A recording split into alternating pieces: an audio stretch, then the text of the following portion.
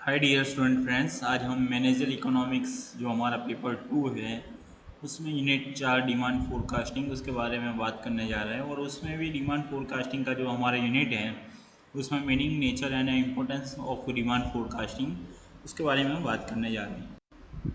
तो demand forecasting क्या है? डिमांड का मतलब आपने पहले समझा था कि भाई डिमांड क्या है। तो किसी भी चीज़ खरीदने की पहले तैयारी हो, इच्छा हो, विलिंगनेस हो, शक्ति हो, पावर हो, ठीक है, तब वो जाके डिमांड बनती है। फोरकास्टिंग क्या है? मान लीजिए कि एटमॉस्फेयर इस तरह का होगा, उस तरह का होगा, ठंडी सर्दियाँ इतनी होने वाली है, इतनी डिग्री टेम्परेचर चला जाएगा सर्दियों में।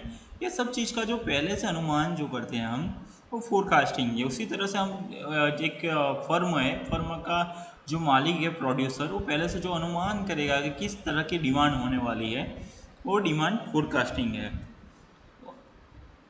ठीक है कि भाई वो उसका पैटर्न, प्रेजेंट बिहेवियर, वो सब चीज़ देखता है, फिर वो उसके तहत सब तय करता है किस तरह से होगा, और अपनी आइडियोलॉजी सब बनाता है, सब कुछ करता है। और वो एक साइंटिफिकली या तो फिर जो ऑब्जेक्टिवली जो है वो चीज़ देखता है।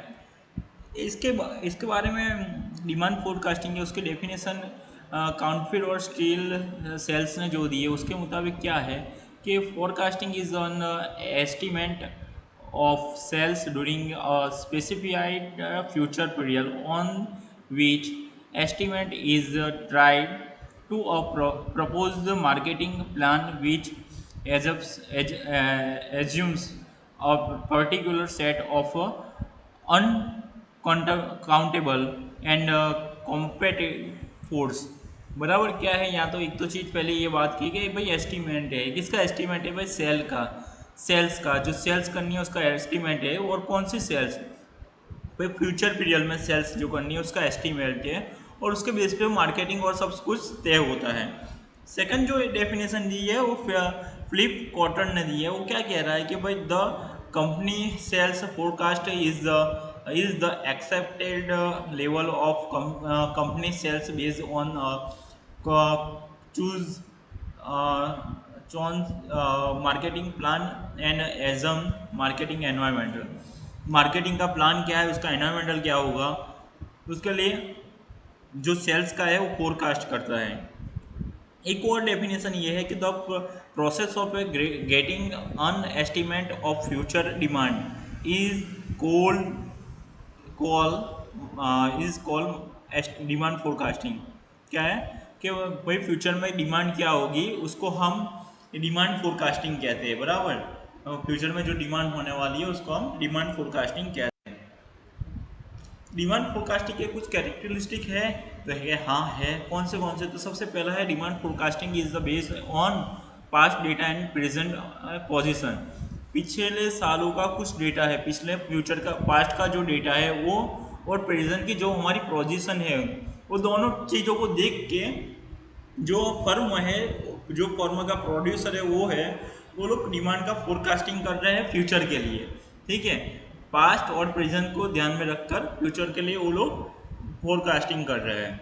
सेकंड चीज़ है डिमांड फोरकास्टिंग में भी मॉनेटरी और फिजिकली। बराबर, ये मॉनेटरी भी होता है और फिजिकली भी होता है। मॉनेटरी क्या होती है कि फाइनेंशियल किस तरह से वो होगा, फिजिकली क्या है कि भाई लोग किस तरह से डिमांड करेंगे।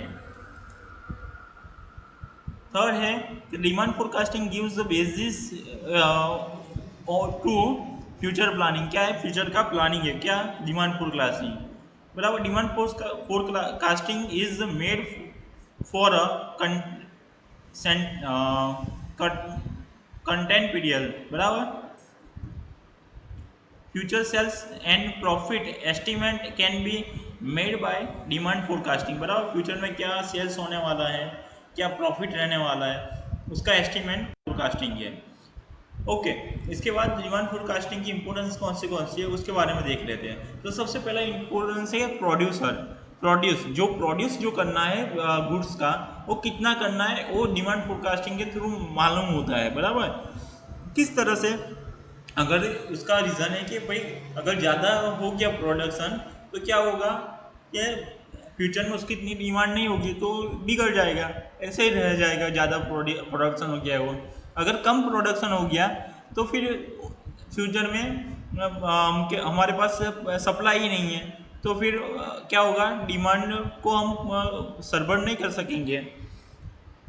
सेकंड है पॉलिसी मार्केट एंड प्लान, बराबर मार्केट की पॉलिसी हो वो बनाने के लिए और मार्केट का जो प्लान है वो भी बनाने के लिए हमें पॉलिसी मेकर एंड प्लान्स, बराबर चौक्कस जो पॉलिसी है वो बनाने के लिए और दूसरा के प्लान जो है वो बनाने के लिए भी ये हमें काम करता है कि भाई हमें पॉलिसी किस टाइप की पॉलिसी, किस टाइप के प्लान, तो ये प्रोडक्शन के पॉलिसी है या तो फिर जो लेबर है किस तरह के लेबर रखना है, किस मेथड से प्रोडक्शन करना है, वो प्रोडक्शन के लिए कौन सी इतना रो मटेरियल चाहिएगा, वो सब भी चीज़ें सोचने की जहाँ बात आती है वो उसके लिए भी फोरकास्टिंग जरूरी है। थर्ड पॉइंट है एस्टिमेट फाइनेंशियल रिक्रूटमेंट, बराबर फाइनेंशियल रिक्रूटमेंट कितनी है वो भी हमको मालूम हो जाएगा कि क्योंकि फ्यूचर में इतनी डिमांड होने वाली है तो उसके बेस पे हम अभी से ही फाइनेंशियल रिक्रूटमेंट रखते हैं। Determine of sales target and incentive, बराबर सेल्स कितना होगा उसका टारगेट और उसका इंसेंटिव होगा, डिटरमाइन करते हैं अभी। फिर लेबर कितना रखना है और रॉ मटेरियल कितना रखना है वो भी पॉसिबल होता है डिमांड के फोरकास्टिंग के थ्रू। उसके बाद 6 पॉइंट है कि production planning in possible with the help of demand forecasting, बराबर प्रोडक्शन पे जैसे बताया गया था प्रोड्यूसर का, इस प्रोड्यूस का उसी तरह प्रोडक्शन की प्लानिंग करता है, ठीक है।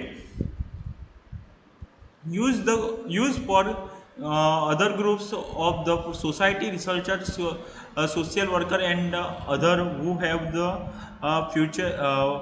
futuristic approaching, बराबर किसी और को ज़रूर हो तो वो भी इसका यूज़ कर सकते हैं, रिसर्चर सोशल वर्कर और वो भी फोरकास्टिंग करते हैं, ठीक है। और एक चीज़ है कि अगर जो हमारा जो फर्म है उसको फॉरेन एड चाहिए, विदेशी सहायता चाहिए, बराबर तब उसके लिए भी फोरकास्टिंग जरूरी है, क्योंकि कोई चीज़ ऐसी है जो ज़्यादा जिसकी डिमांड है तो उसके लिए फॉरेन की जो एजेंसियां हैं या तो फिर कंपनियां हैं वो उसके सपोर्ट करेगी, ठीक है। तो ये इम्पोर्टेंस थे। उसके पहले हमने उसके जो कैरेक्टरिस्टिक थे वो थे और डेफिनेशन थी, इसमें इतना ही है और कुछ भी नहीं है। थैंक यू, जय हिंद, जय भारत।